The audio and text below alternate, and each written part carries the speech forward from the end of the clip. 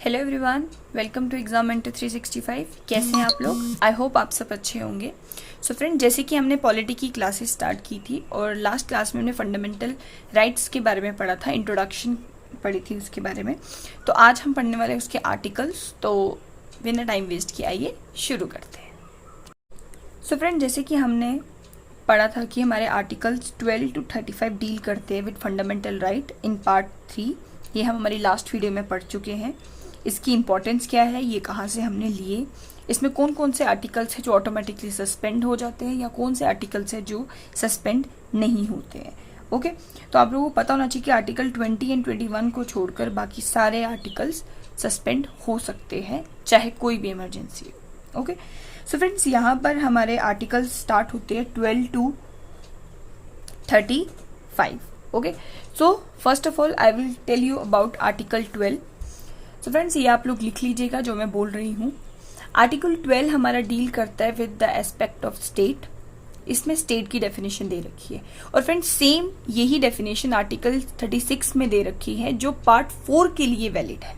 Okay, और article 12 की जो स्टेट डेफिनेशन है वो कॉन्स्टिट्यूशन के बाकी पार्ट्स में एप्लीकेबल नहीं होती है। ओके, एंड आर्टिकल 12 को इन 4 क्लासेस में डिवाइड करके रखा हुआ या किया हुआ है। फर्स्ट हमारा आता है executive and legislative of union. Second आता है executive and legislative of state.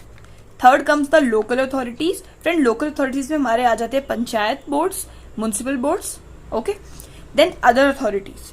So these are the 4 category जिसमें हमने स्टेट डेफिनेशन को बांट रखा है। ओके, एंड फ्रेंड्स आपको ये भी याद रखना है आर्टिकल 12 के रिलेटेड काफी ज्यादा क्वेश्चंस पूछे जाते हैं कि ये जो आर्टिकल 12 है क्या इसमें जुडिशरी का कोई रोल है, और अदर अथॉरिटी जो मैंने 4 एस्पेक्ट बोला वो कितना वाइडर है, यानी कि उसमें हम कितनी दूर तक जा सकते हैं कि कौन कौन सी अथॉरिटी इसमें आ सकती है।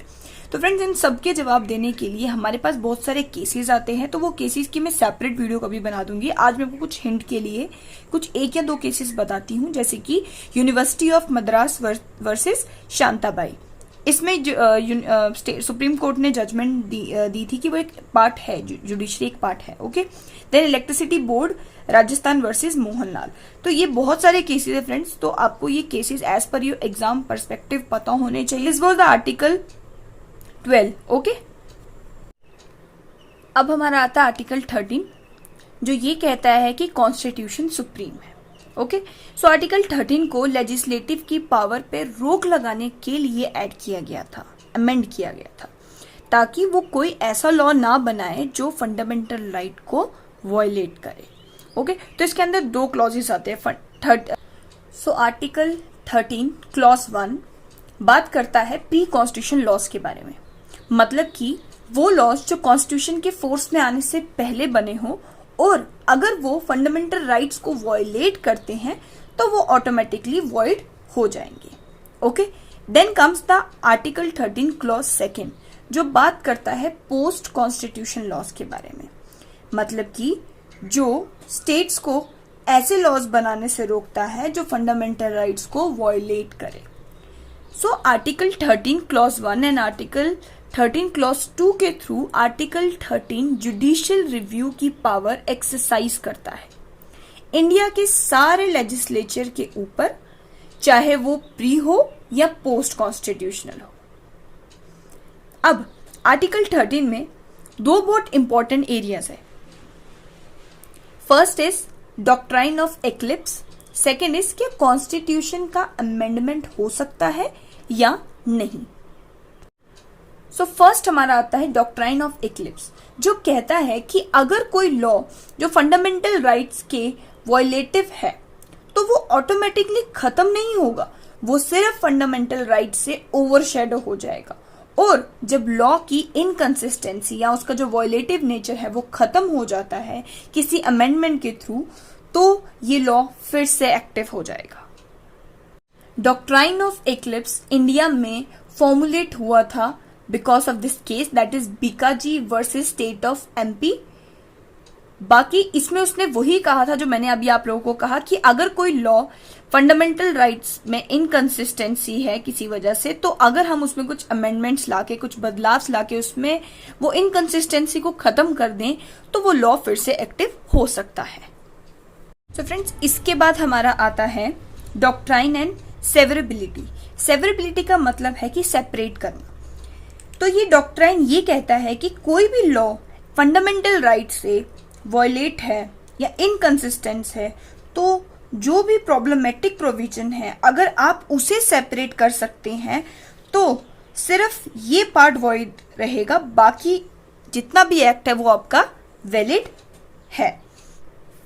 इसके रिलेटेड कुछ फेमस केसेस जैसे कि state of Bombay versus Balsara. इस केस में सुप्रीम कोर्ट ने बॉम्बे प्रोहिबिशन एक्ट के जो 8 सेक्शंस थे सिर्फ उसे अल्ट्रा वायरस डिक्लेयर किया था और बाकी जितना भी एक्ट था पूरा एक्ट को उन्होंने वैलिड रखा था। तुम्हारे पहले क्वेश्चन का आंसर तो मिल गया। अब हमारे चलते हैं हम दूसरे क्वेश्चन की तरफ, जिसने ये कहा कि क्या हम अमेंडमेंट कर सकते हैं या नहीं। तो फ्रेंड्स, इसके लिए आपको आर्टिकल 368 के बारे में थोड़ा बताती हूँ। पहले आर्टिकल 368 में पार्लियामेंट के पास पावर है कि वो अमेंडमेंट कर सकते हैं। ओके, उनके पास ये पावर है आर्टिकल 368। तो अब इसके लिए कुछ केसेस है जिसके थ्रू हम समझते हैं कि क्या अमेंडमेंट हो सकती है या नहीं। ये सब फ्रेंड्स आप लिख लीजिएगा जो मैं बोल रही हूँ। फर्स्ट हमारा आता है Shankar Prasad versus union of India.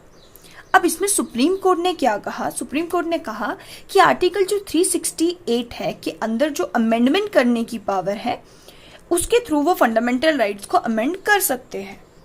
Okay, तो पहली जजमेंट ये निकली। सेकंड केस आता है Sajjan Singh versus state of Rajasthan. उसमें भी सुप्रीम कोर्ट ने यही कहा कि आर्टिकल 368 के पास पावर है कि वो अमेंडमेंट कर सकते हैं फंडामेंटल राइट्स में, सेम जो हमारा Shankar Prasad versus union of India में कहा। देन फ्रेंड्स, केस आता है Golaknath versus state of Punjab. इसमें कहानी उल्टी हो गई, यानी कि इसमें सुप्रीम कोर्ट ने कहा कि आर्टिकल 368 फंडामेंटल राइट को अमेंड नहीं कर सकता, उसको वॉयलेट नहीं कर सकता है।